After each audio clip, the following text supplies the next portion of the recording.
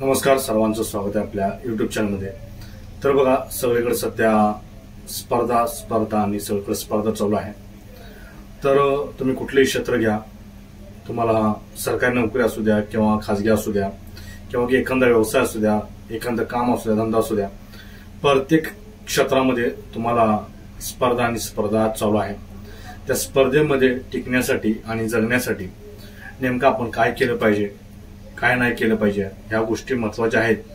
परंतु त्याच्यानंतरही ज्या वेळेस आपण विद्यार्थी दशेत असतो, त्याच्यानंतरही जो काही आपण विद्यार्थी दशेत असतो त्यावेळेस नेमकं आपल्याला काय करायचं, काय नाही करायचं ते आपल्यावरती नसतं। परंतु जे काही आपले आई वडील आहेत ते आपलं चांगलं चिरत असतात।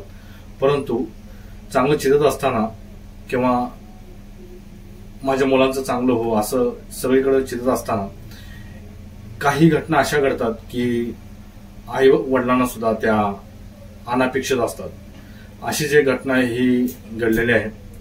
वडिलांनी मुलीला मारलं, मुलगी हुशार होती, 10वीत 92% मार्क घेतले होते आणि शिकवणीमध्ये कमी गुण मिळाल्यामुळे वडिलांनी त्या मुलीला लाकडाच्या दांडक्याने मारून तिचा खून केला किंवा तिचा दुर्दैवी मृत्यू झाला म्हणू शकतो। तर नेमकी घटना काय आहे ते आपण या व्हिडिओमधनं बघणार आहोत। तर बघा, नेमकी घटना काय आहे तर खाजगी शिकवणीत 12वीची सराव परीक्षेत म्हणजेच कमी गुण मिळाल्यानंतर झालेल्या वादातून चिडलेल्या जन्मदात्या बापाने पोटच्या लेकीला एवढ्या बेदम मारहाण केली की त्यात तिचा मृत्यू झाला। आटपाडी तालुक्यातील नेलकरंजी येथे हा हृदय पिळून टाकणारा प्रकार घडला। सान्ना धोंडीराम भोसले वय 17 असे मृत मुलीचे नाव आहे। या प्रकरणी गावातील माध्यमिक शाळेत शिक्षक असलेले तिचे वडील धोंडीराम भगवान भोसले यांना पोलिसांनी खून प्रकरणी सध्या अटक केलेली आहे।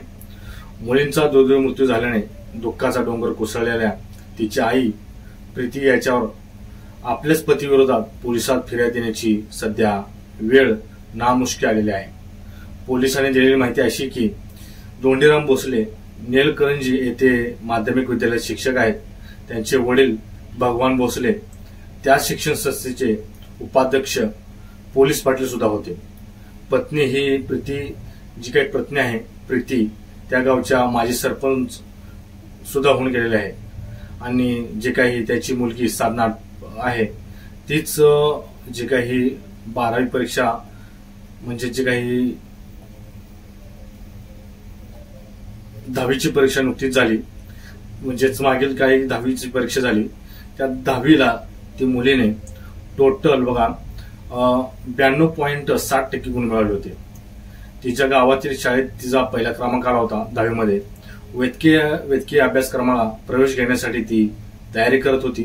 तिला डॉक्टर करण्याचे कुटुंबियाचे स्वप्न होते, त्यासाठी खाजगी शिकवणी लावल्या होत्या। त्या शिकवणीत नुकतीच एक सराव परीक्षा झाली, त्यात तिला कमी गुण मिळाले। त्यामुळे वडील धोंडीराम चिडले आणि शुक्रवार रात्री वडील धोंडीराम यांनी मुलगी साधनाला कमी गुण का मिळाले याचा जाब विचारला। एवढा खर्च करतोय, कशी डॉक्टर होणार, तुझं कसं होणार, असं आक्रमक पवित्रा त्याने घेतला।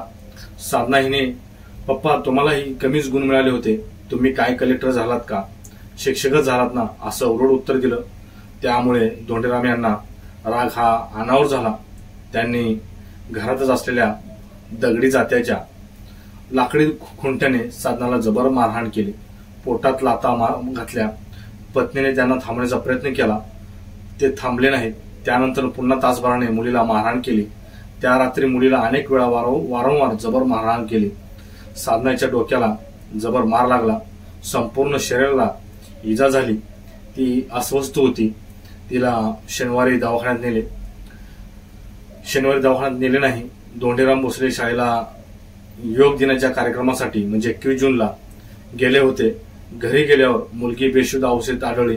त्यानंतर घाबरलेल्या भोसलेंनी साधनाला घेऊन सांगलीतल्या दवाखान्यात गेले। मुलगी बाथरूममध्ये पडून जखमी झाली आहे असे भासून त्यांनी उपचारासाठी दाखल करण्याचा प्रयत्न केला, मात्र दुर्दैवाने उपचार सुरू होण्याआधीच तिचा मृत्यू झाला होता आणि शवविच्छेदनातून एक उलगडा झाला की शरीरावर जे काही मुलीच्या शरीरावर मारहाण केलेले अनेक वर्ण आढळले, त्यामुळे पोलिसांनी चौकशी केली. त्यानंतर हा प्रकार उजेडात आला. बघा, यातून एक बोध घेण्याचं म्हणजे की तुम्ही मुलावरती कुठल्याही गोष्टी लादाच्या अगोदर एखादा 1000 वेळा विचार करा. तुम्ही सुशिक्षा असून सुद्धा अशा गोष्टी करत असाल तर अशी दुर्दैवी गोष्ट आहे. कारण बघा, पीके पिक्चर मध्ये सुद्धा पीके म्हणतो 3 इडियट्स मध्ये सुद्धा दाखवण्यात आलेलं आहे की जे काही इतका तो पिक्चर गाजला 3 इडियट्स, की जे विद्यार्थ्यांना करायचं आहे किंवा त्यांना व्हायचं आहे तेच करू द्या. तुम्ही कुठल्याही गोष्टी बाहेरील त्यांच्यावरती लादू नका. जसं काही आपलं सध्या सरकार तिसरी भाषा ही हिंदी अनिवार्य करून लहान मुलावरती म्हणजेच पहिलीपासून हिंदी झाली पाहिजे म्हणजे किंवा हिंदी शिकली पाहिजे विद्यार्थी अशी सक्ती करत आहे. परंतु अशीच ही सक्ती विद्यार्थी केली तर त्यातून जे काही इनपुट यायचं तिथं आउटपुट येतं आणि अशा ह्या मोठ्या प्रमाणामध्ये स्पर्धेच्या युगामध्ये अशा बऱ्याच घटना घडतात.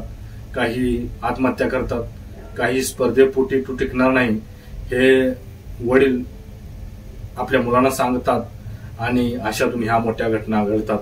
त्यामुळे सरकारने सुद्धा जे काही हिंदी भाषा जी आहे ती विद्यार्थ्यांवरती अतिरिक्त लादू नये. कारण का ऑलरेडी इंग्लिश आणि मराठी सध्या भाषा आहेत. त्यामुळे हिंदी साधून हिंदी ही भाषा अनिवार्य करून कोणाला नेमकं खुश करायचं आहे याच्यामुळे विद्यार्थ्यांचं नुकसान होतं. विद्यार्थ्यांचं तर होतच, परंतु त्यांच्या वडिलांना सुद्धा मोठी जबाबदारी घ्यावी लागते. पाठ्यपुस्तकाचा खर्च करावा लागतो आणि एक्स्ट्रा सुद्धा क्लासेस लावावे लागतात. आणि ज्या काही एक्स्ट्रा क्लासेस लावल्या आणि त्यामध्ये असे अपेक्षित नसलेले जर रिझल्ट आले तर ह्या अशा हत्या होतात. त्यामुळे विद्यार्थ्यांवरती कुठल्याही प्रकारच्या जे काही अतिरिक्त तुम्ही भार देताय तो भार देण्याचा प्रयत्न करू नका. मनमोकळ्यापणाने विद्यार्थ्यांना जगू द्या, त्यांना मोठं होऊ द्या. तर तुम्हाला नेमकं ह्या जे काही वडिलांनी हत्या केली त्या हत्येबद्दल नेमकं तुम्हाला काय वाटतं नक्की तुम्ही आपल्या कमेंट बॉक्समध्ये जरूर कळवा. व्हिडिओ इतकाच होता. व्हिडिओ आवडल्यास परत एकदा आपल्या चॅनलला सबस्क्राईब करून घ्या आणि व्हिडिओ आवडल्यास नक्कीच लाईक, कमेंट आणि महत्वाचं म्हणजे सबस्क्राईब करायला विसरू नका.